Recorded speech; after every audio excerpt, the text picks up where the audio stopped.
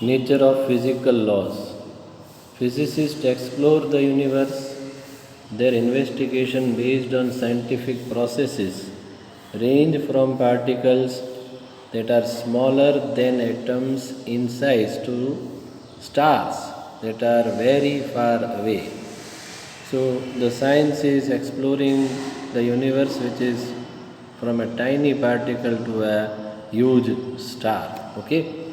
In addition to finding the facts by observation and experimentation, physicists attempt to discover the laws that summarize these facts. So there are certain generalized laws that the physicists are trying to find out or discover, so that these all phenomenon can be generalized. Okay, in any physical phenomenon governed by different forces, several quantities may change with time.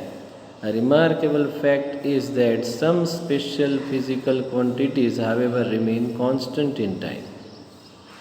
So some physical quantities are changing, some are remaining constant. They are the conserved quantities of nature. Conserved means constant.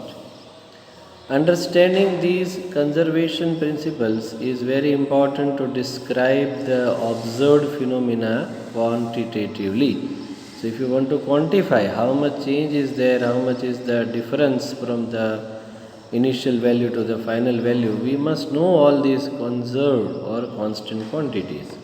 For motion under an external conservative force, the total mechanical energy, that is the sum of kinetic and potential energy of the body, is constant. So this you just remember, the sum of kinetic and potential energy is called the mechanical energy. Okay.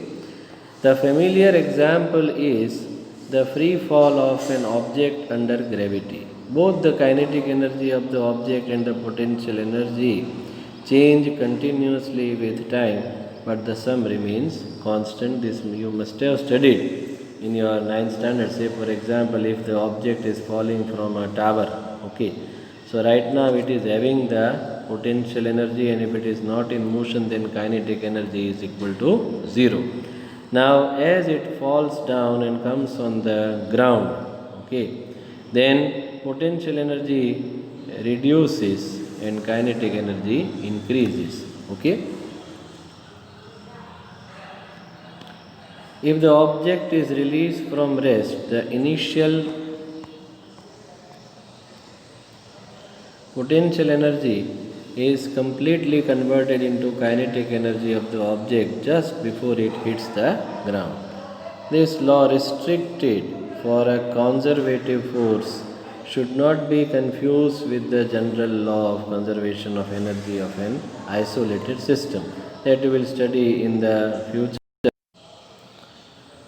When all forms of energy, for example heat, mechanical energy, electrical energy, etc., are counted, it turns out that energy is conserved. And as you know, the law of conservation of energy is true for all forces.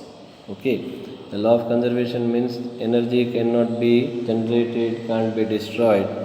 Okay, it is just converted from one form to the other. Okay. So all these things you are going to study, okay, in detail whenever the different chapters we shall discuss. The law of conservation of energy is thought to be valid across all domains of nature, from the microscopic to macroscopic domain. Okay, so it is applicable to a very small system as well as to a large system also. It is routinely applied in the analysis of atomic, nuclear and elementary particle processes. Okay, so it is applied everywhere for getting the result. Okay. The other hand, all kinds of violent phenomena occur in the universe all the time, yet the total energy of the universe is believed to remain unchanged, means the energy is always constant. Okay. Until the evidence of Einstein's theory of relativity, the law of conservation of mass was regarded as another basic conservation law of nature since matter was thought to be indestructible. It was and still is the important principle used, for example, in the analysis of chemical reaction. A chemical reaction is basically a rearrangement of atoms among different molecules. If the total binding energy of the reacting molecules is less than the total binding energy of the product molecule, the difference appears as heat and the reaction is exothermic. Okay, so when the heat is produced, extra heat is generated. Why is it generated?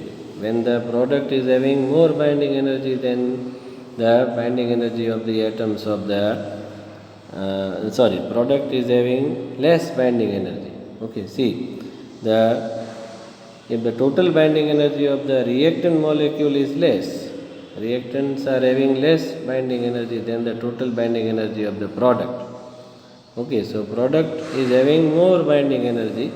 Okay, so whatever is the difference that is produced as a heat, which is exothermic reaction.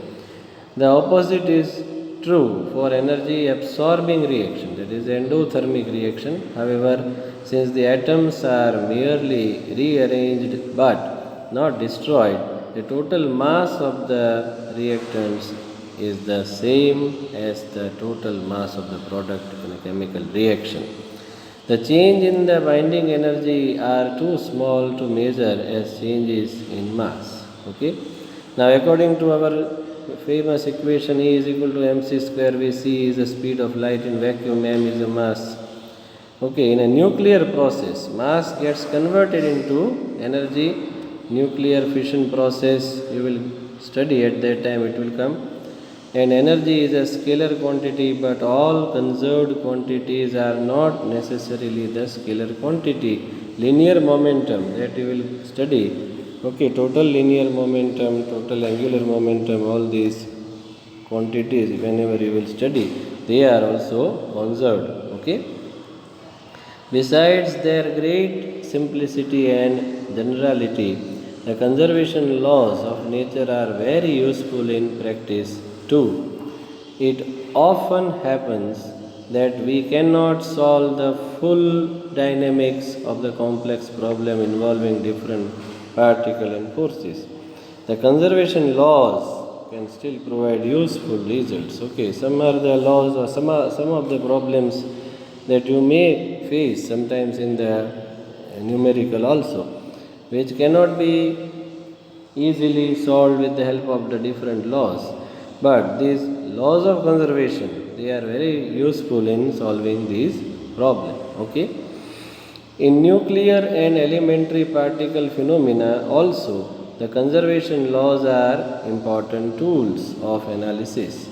Indeed, using the conservation laws of energy and momentum for beta decay, Wolfgang Pauli correctly predicted in 1931 the existence of new particle that is called neutrino. Okay, because at that time the law of conservation of momentum, okay, law of conservation of energy was slightly came in danger.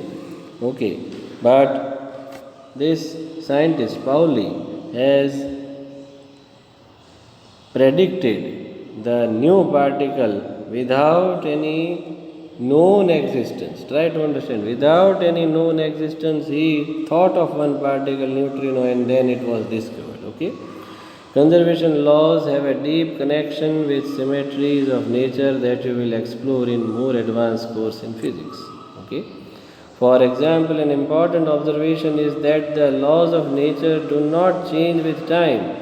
If you perform an experiment in your laboratory today and repeat the same experiment on the same object under identical condition after a year, the results are bound to be the same.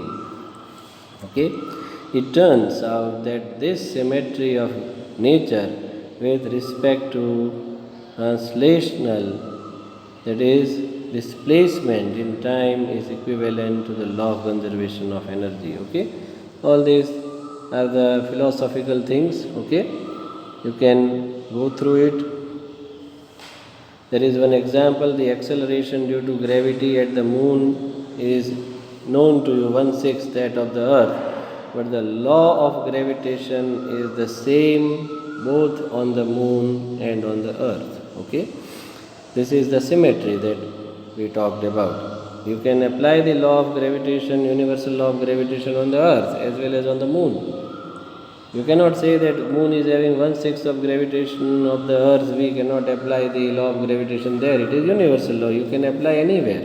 Okay, this symmetry of the laws of nature with respect to translational in space gives rise a conservation of linear momentum that we will study in the next chapter. Third and fourth chapter go on as we go further. The law of conservation of the energy, law of conservation of momentum, linear momentum, angular momentum you are going to study. The conservation laws of charge and other attributes of elementary particles can also be related to certain abstract summaries. Law of conservation of charge, that also you are going to study in the 12th standard. Okay, so these are the things, just you go through it, philosophical thing and the things which are helpful in the thought process are discussed here. Okay, thank you very much.